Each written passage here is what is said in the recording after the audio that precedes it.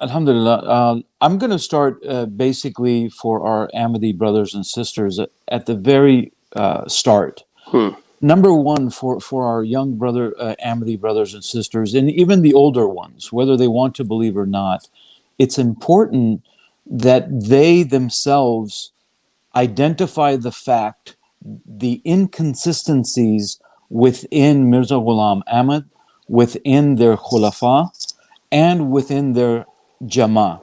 As my young brother Bashir Shah just mentioned, you know, his father, Mirza Ghulam's father, Ghulam Murtaza, um, whether he was a devout Muslim or not, that's not of the debate here, but he was of Sunni background, Sunni Muslim background. He died approximately, I think, 1876 when Mirza Ghulam Ahmad was approximately 34, 35 years old.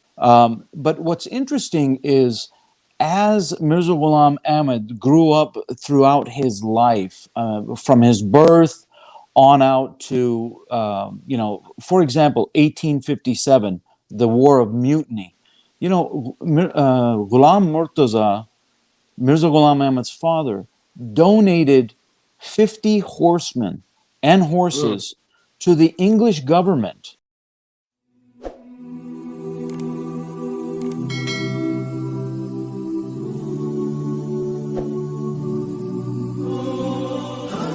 to fight the mutiny against the Muslims Hmm. and the Hindus. And to me, that is very disrespectful. How would an Ahmadi feel if the Pakistani government mounted up against them and then their ally, England, came against the Ahmadis? They would never respect that at all. So the mutiny within your Jama starts at the very, very beginning. I'll also quote, Mirza Ghulam Ahmad in supposedly before claiming prophethood was receiving revelations. For example, if you visit Tadhkirah, the famous Tadhkirah, and I'm referring to the Urdu volume, page 5, you'll find a very unique um, ilham, supposedly concocted ilham of Mirza Ghulam Ahmad, where he says that he received notification from Allah that he was going to live to the age of 80. Now, Hmm. note that this is in 1865, well before, 43 years before he died, never making it to 80. So a failed prophecy there. It's important that Ahmadis create a little checklist of all this guy's prophecies and how they failed. And he made and made the bold claim. He says, "You prove one of my prophecies as failed, and I will be considered a liar, a grand liar, and a fabricator." That's it. One. We will demonstrate throughout our English programs here. We're going to demonstrate hundreds, hopefully, if inshallah we get the Inshallah. time. Inshallah. If Um, not thousands, yeah.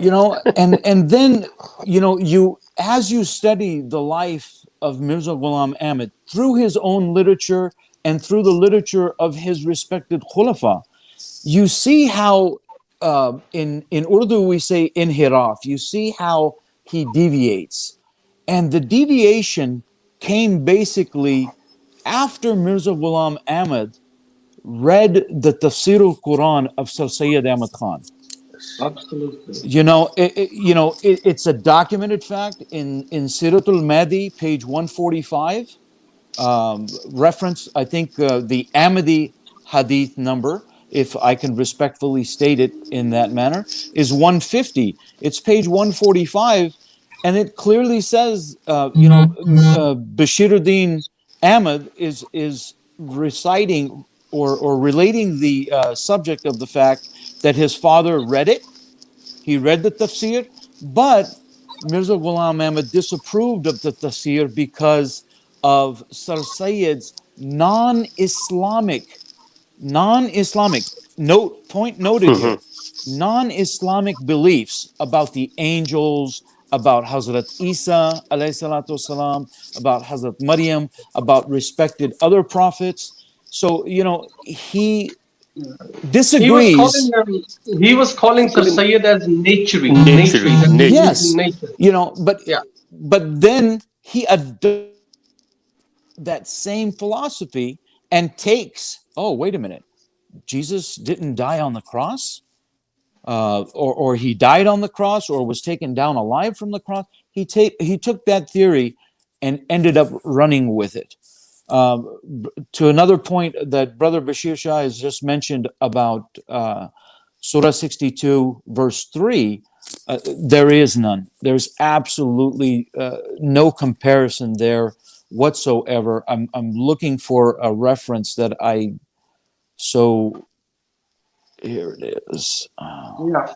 There is none. Basically, you're absolutely right, brother Omar. I mean, I think probably somebody handed him over a copy of the Barnabas Gospel as well, because this story is mentioned there as well. Hmm. So he It, he probably had that source too. I mean, if we have all read the Gospel of Barnabas, it's not a canonic gospel, obviously everybody knows, but it's in circulation. There were correct. around 150 gospels, out of which the four were considered to be canonic. That's another story. But I would, before I go to AK Sheikh Saab, and Brother Umar Khan can probably look at the reference if he, then we can get it back from him. Before I go to Sheikh Saab, Ahmad Krim Saab, I would like to clarify two things. Brother Omar Khan has used two terms in his little elaboration here. One is the mutiny, and the other one is Tazkira. So I'll tell our respected viewers. You're probably aware of Tazkira. The Tazkira is the collection of the ilhams and wahis as claimed by Mirza Ghulam Ahmad of Qadian. He claimed that he had this ilham, and then he claimed that he had this wahi. There is a slight difference between ilham and wahi. They both are supposed to be from God Almighty, from Allah. So his followers actually collected them in a book and called it a Tazkira. And it is not a book which is written by Ghulam Ahmad. In fact, it's a compilation of his claimed Alham and Wahi. So this is one term.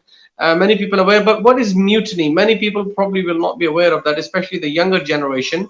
In subcontinent, when the British Raj, the British Empire entered and they invaded, um, there was East India Company that was fighting with different Maharajas and Rajas and small little sultanates and kings and all that, and were defeating them and were occupying land. At one stage, what happened that they overcome almost all strong kings and Maharajas and all that in India, and there was a joint effort against them to overthrow their rule of East India Company, by the way. And in 1857, there was a big war in India. The defending nationalists were defeated, and the British company called East India Company, which had a full support from the throne, in fact, of Great Britain, they overtook. At that time, the actual rulership of subcontinent India was transferred from East India Company to the British Raj officially. So it came under the crown of Queen Victoria, for whom Mirza Ghulam Ahmad was full of praises, in fact. So this is called mutiny. Mutiny in English, in simple English, means a rebel. And people from subcontinent call it the War of Independence. We don't call Mhm. it mutiny. Mutiny is a term that they use. And unfortunately, I think, as far as I know, Brother Umar can correct me if I'm wrong, AK Sheikh Saab, that mutiny is the ghadar, is the word in Yes. Urdu, and it is, Yes. and this is the one which is used by Mirza Ghulam Ahmad. He referred to this war of independence by the brave soldiers of Islam and Hinduism and Sikhism. He called them ghadar, that it was a bagawat, it was a mutiny. Like all those who were supporting British, they called Ghadar.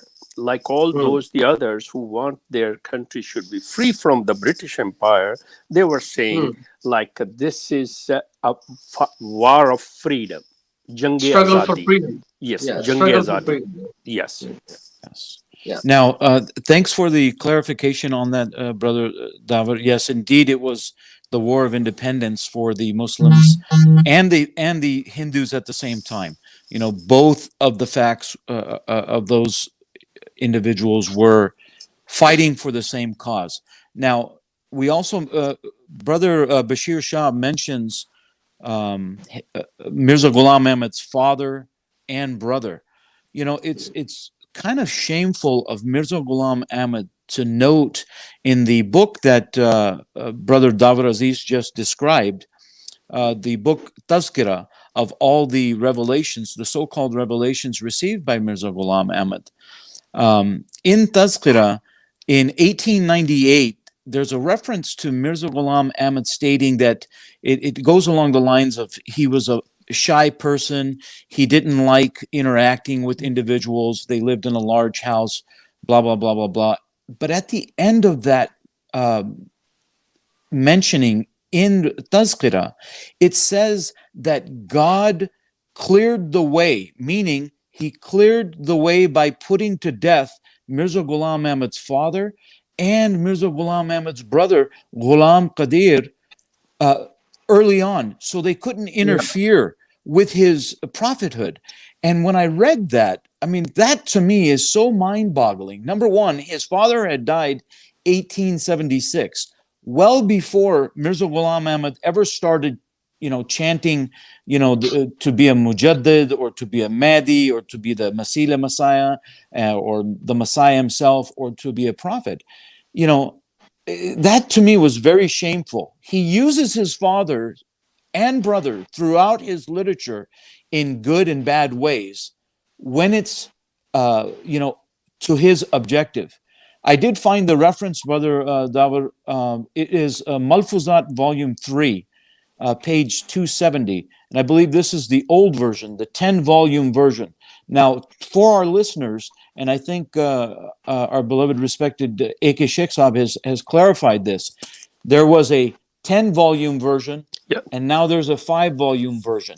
So do not confuse the volumes, volume 3 with the new volume 3, because you won't find the reference that I'm referring to. It's a deception, Brother Umar. It's a deception because they have changed the titles of every subject and they change the pages. So when you are talking volume 2, page this, so obviously the young generation will right the way jump into the current one, which is volume have total 5 volumes. Sheikh And Saab, they will say, oh, Brother Umar was giving us a wrong and false. He was lying on that. Sheikh Saab, just on another note, just to your point, back in 2005, when I was studying really hard to see whether I wanted to stay in this Jamaat or whether it was factual or not, there was a discussion between myself and a Lahori Ahmadi. And he had provided me a reference of, I believe the book was Nurul Haq, of the famous 1,000 lanat, the curses of Allah 1,000 times. Mirza Ghulam Ahmad, this guy was showing me pages, about 5 in total, I believe, that had the word lanat, one all the way through 1,000, handwritten. Literally from 1 to 1,000, yes. Now, this was the Lahori version of that specific book. So the page numbers he gave me versus the Ruhani Khazain that I now have were different. So I immediately went back and I said, you're a liar. I can't find the references. But when you go through the old trick, just a quick recommendation to all of our viewers, please give it time. Do the thorough research that's necessary. Go page by page. If you can't read Urdu, for God's sake, there's Google Translate. You can type in the alpha characters and Google will translate certain things for you. It probably not the best translation, but it will get you a head start.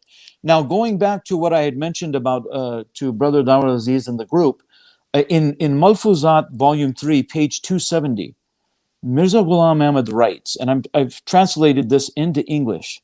Mirza Ghulam Ahmad says, the various accomplishments which were bestowed upon all other prophets were concentrated in a greater degree in the Holy Prophet. All of those accomplishments have been conferred on me through the Holy Prophet's reincarnation in me. Astaghfirullah, na'uzubillah. We remember this. Okay? That is why I bear the names Adam, Abraham, Moses, Noah, David, Joseph, Solomon, John, Jesus, etc. All the previous prophets were incarnations of special attributes of the Holy Prophet. But he says, I am the reincarnation of all the attributes of the Holy Prophet. Astaghfirullah. Na'uzu billah. And just what Brother Bashir Shah was referring to in Surah 62, verse 3, how Ahmadis try to manipulate that verse and mistranslate it is beyond me. Please, pull your head out of the Absolutely. sand, study it correct. Thank you very much.